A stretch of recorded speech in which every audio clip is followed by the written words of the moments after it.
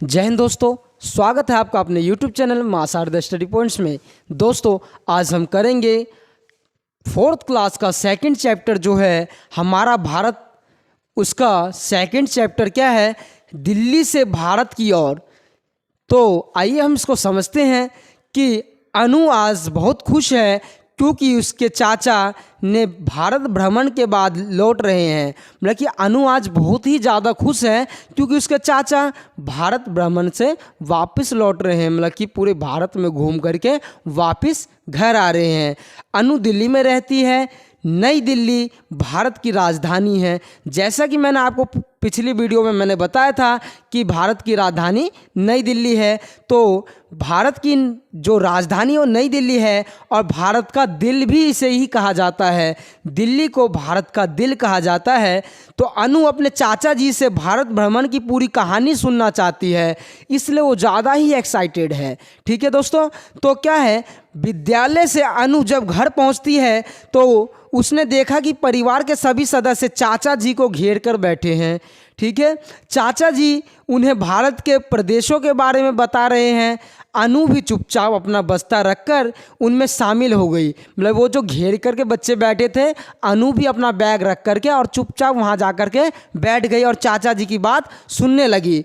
ठीक है, उनमें उसके चाचा जी ने बताया कि नई दिल्ली रेलवे स्टेशन से लगभग सभी राज्यों तथा नगरों के लिए रेलगाड़ी मिलती है। भारत भ्रमण रेलगाड़ी द्वारा करने का अलग ही मज़ा है।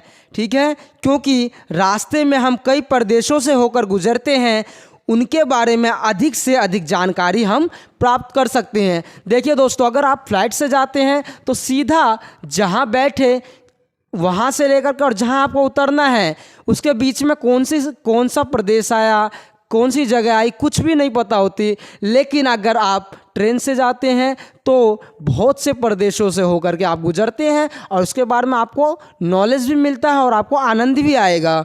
तो क्या है कि उनके चाचा जी ने बताया कि नई दिल्ली से रेलगाड़ी द्वारा सबसे पहले वह उत्तर में जम्मू राज्य में पहुंचे। ठीक है, याद रखिएगा दोस्तों कि उत्तर में क्या है, जम्मू राज्य। ठीक है, जो जम्मू कश्मीर है वो कहाँ है, उत्तर में है, भारत के उत्तर में है जम्मू कश्मीर। ठीक है, यह एक पहाड़ी प्रदेश है, चारों ओर ऊंचे ऊंचे पहाड़ हैं। ठीक है दोस्तों, कई तो बर्फ से ढके हुए थे। श्रीनगर इस राज्य की राजधानी है। जम्मू कश्मीर की राजधानी कौन सी है दोस्तों? श्रीनगर। ठीक है, याद रखिएगा आप, राज्य राजधानी इसी चैनल पे वीडियो अपलोड है, आप वहाँ से भी राज्य राजधानी याद कर सकते हैं। तो फिलहाल के लिए मैं बता दूं कि जम्मू कश्मीर की राजधानी है श्रीनगर। ठीक है दोस्तों, श्रीनगर इस राज्य की राजधानी है। यह डल झील के लिए विश्व प्रसिद्ध है। तो मैं बता दूं श्रीनगर में ही डल झील है। ठीक है, उसके बाद क्या है, पहाड़ी प्रदेश होने के कारण गर्मियों में यहाँ लोग घूमने आते हैं। अक्सर गर्मियों में लोग घूमने जाते हैं क्योंकि वो ठंडा एरिया है, ठंडा मतलब माहौल रहता है वहाँ, वातावरण बहुत ही बढ़िया रहती है वहाँ पे, इसलिए लोग ज़्यादातर घूमने जाते हैं। ठीक है दोस्तों, ऊंचे ऊंचे पहाड़, लहलहाते चिनार के वृक्ष तथा डल झील के इस प्रदेश की सुंदरता को आगे बढ़ा देते हैं। सैलानी यहाँ की बर्फीली व सुंदर वादियों का तथा ठंडी ठंडी जलवायु का मज़ा लेने के लिए दूर दूर से आते हैं। मतलब कि यहाँ का जो अच्छा पर्यावरण है, बहुत ही शुद्ध वातावरण है, यहाँ का जो ठंडी ठंडी हवा और ये सब, मतलब दूर दूर से लोग घूमने आते हैं। कहाँ पर? जम्मू कश्मीर में।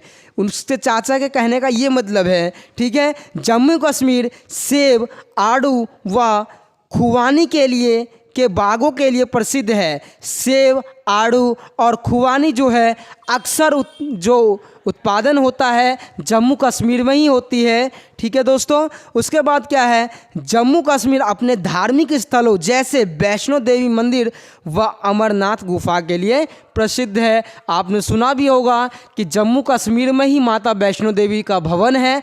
आप लोग मौका लगे या पढ़ लिख कर आप लोग बड़े होंगे तो ज़रूर जाइएगा। बहुत ही बढ़िया एरिया है, बहुत ही बढ़िया घूमने के लिए जगह है। आप जम्मू कश्मीर में जाते हैं तो साथ के साथ आप आनंद भी लेंगे और भगवान का दर्शन भी होगा, क्योंकि वहाँ माता वैष्णो देवी का भवन है और वहीं पे कुछ ही दूर आगे क्या है, अमरनाथ गुफा भी है। तो ठीक है दोस्तों, हम आगे बढ़ते हैं। रेलगाड़ी द्वारा जम्मू कश्मीर से दक्षिण पश्चिम की ओर जाने पर पंजाब, राजस्थान, गुजरात व महाराष्ट्र राज्य आते हैं। ठीक है, कहाँ आते हैं? दक्षिण पश्चिम में कौन कौन सा? पंजाब, राजस्थान, गुजरात और महाराष्ट्र। ठीक है दोस्तों, उसके बाद है कि राजस्थान का जयपुर, गुजरात का अहमदाबाद और महाराष्ट्र का मुंबई तो प्रसिद्ध ही है। आपको पता होगा कि राजस्थान की राजधानी क्या है?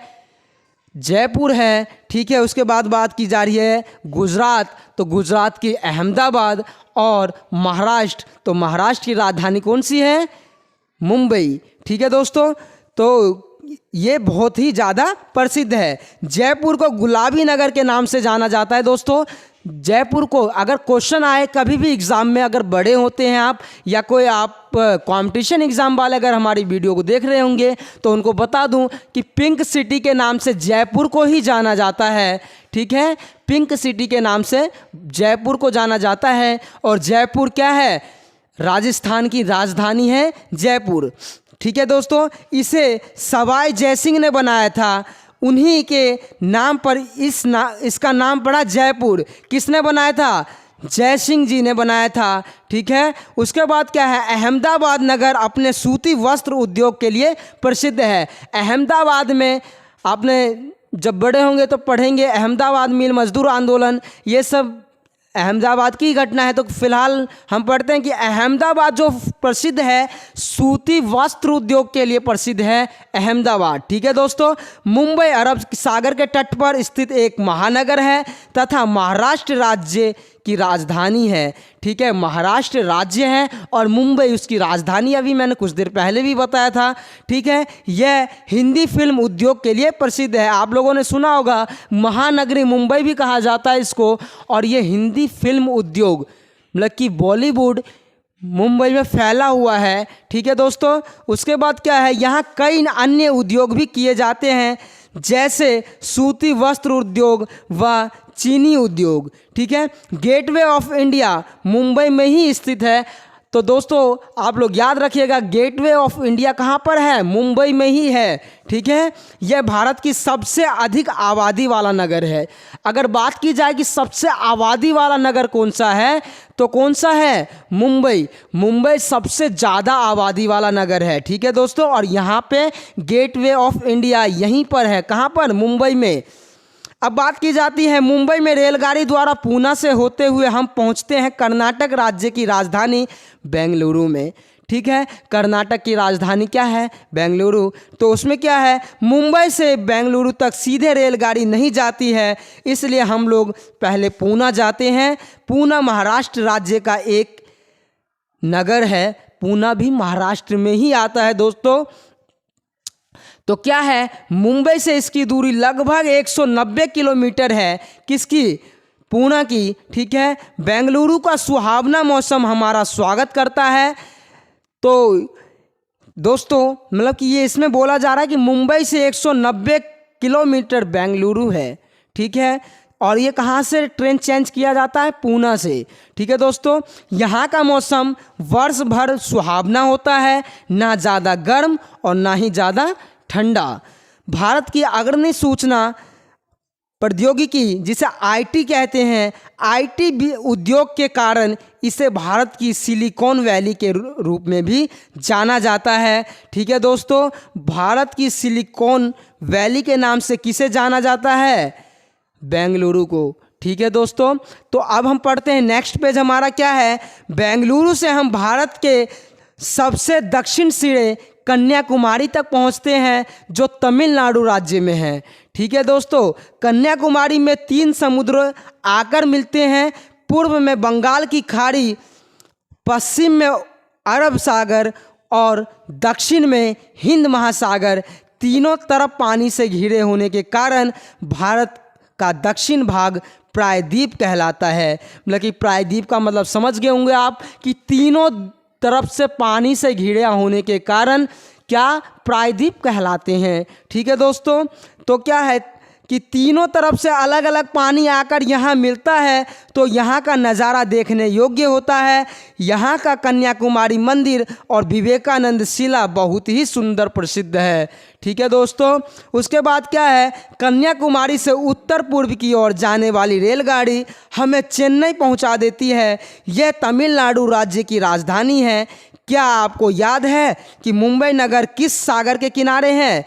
कहाँ बताया था दोस्तों, आप बताइएगा, कमेंट कीजिएगा। मैंने अभी जस्ट बताया है कि मुंबई कौन से सागर के किनारे हैं। तो आप लोग, मैं कमेंट में आपका वेट करूंगा कि कमेंट में आप बता सकते हैं कि नहीं बता सकते। मैंने अभी 2 मिनट पहले ही बताया था, अब आप लोगों को बताना है दोस्तों। ठीक है, चेन्नई बंगाल की खाड़ी के किनारे स्थित है।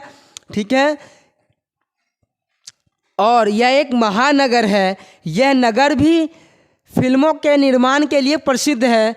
फिल्मों के निर्माण के लिए भी चेन्नई प्रसिद्ध है। ठीक है दोस्तों, चेन्नई से उत्तर की ओर चलकर हम पहुंचते हैं हैदराबाद।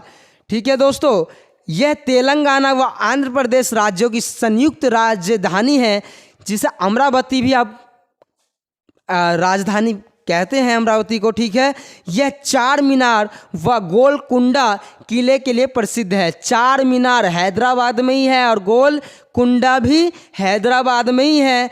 ठीक है दोस्तों, हैदराबाद हीरे और मोती के लिए व्यापारिक केंद्र के रूप में जाना जाता है। हीरे और मोती हैदराबाद को उसी का व्यापारिक केंद्र माना जाता है। ठीक है दोस्तों, यह महानगर आईटी व दवाई कंपनियों के लिए पूरे विश्व में प्रसिद्ध है।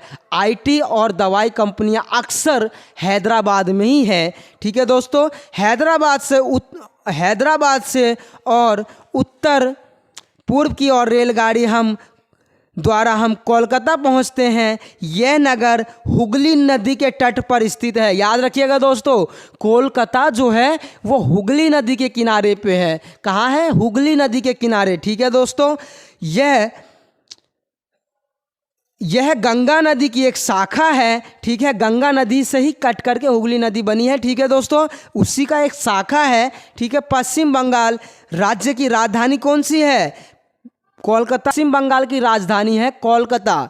ठीक है दोस्तों, इस महानगर में दुर्गा पूजा पर बहुत ही धूमधाम से मनाया जाता है। याद रखिएगा दोस्तों, इस राज्य में जो दुर्गा पूजा होता है वो पूरे भारत में कहीं भी इतने धूमधाम से नहीं मनाया जाता जितने बंगाल में, पश्चिम बंगाल में मनाया जाता है दोस्तों। ठीक है, दुर्गा पूजा के पूरे 9 दिन तक कोलकाता नगर की सुंदरता देखते ही बनती है। चारों ओर पंडाल, रोशनी और माँ दुर्गा की प्रतिमाएं हर जगह देखने को मिलती है दोस्तों। ठीक है, सभी नगरों की जानकारी के बाद अनु ने अपने चाचा जी से कहा, चाचा जी मेरी एक सहेली अरुणाचल प्रदेश घूमकर आई है, वह कहाँ है और क्या आप वहाँ घूमने नहीं गए? तो चाचा जी ने बताया कि अरुणाचल प्रदेश तो उत्तर पूर्व में स्थित है। ठीक है, वहाँ भारत के 7 बहुत सुंदर पहाड़ों से घिरे राज्य हैं जिन्हें 7 सिस्टर कहा जाता है। कहाँ की बात कर रहे हैं दोस्तों? अरुणाचल प्रदेश में 7 पहाड़ से घिरे हुए राज्य हैं। ठीक है, और क्या है, उसे क्या कहा जाता है? 7 सिस्टर। ठीक है दोस्तों, लेकिन इस बार तो उत्तर पूर्वी राज्यों की ओर नहीं जा पाए क्योंकि वर्षा शुरू हो गई थी और वर्षा वाले दिनों में वहाँ यात्रा करना बहुत ही कठिन हो जाता है क्योंकि वह एक पहाड़ी क्षेत्र है। मूसलाधार वर्षा के कारण सड़कें भी टूट जाती हैं और आवागमन बाधित होने लगता है, मतलब कि आना जाना बहुत ही, आने जाने में प्रॉब्लम होने लगती है। तो दोस्तों, ये था आपका दूसरा चैप्टर और इस चैप्टर का नाम है दिल्ली से भारत की ओर। तो हमने इसमें क्या पढ़ा? किस राज्य की राजधानी कौन सी है? जैसे कि अनु के चाचा ने बताया कि वो पूरे भारत में घूम करके आए हैं और भारत के बारे में रोचक जानकारियां भी उन बच्चों को सुनाते हैं और मेरे माध्यम से और इस पुस्तक के माध्यम से आप लोगों को भी समझ में आ गया होगा। अगर जिस चीज़ में आपको डाउट हो तो आप कमेंट के माध्यम से पूछ सकते हैं, आपको ज़रूर रिप्लाई दिया जाएगा। और हम अब मिलते हैं अपने तीसरे चैप्टर के साथ, तब तक के लिए धन्यवाद।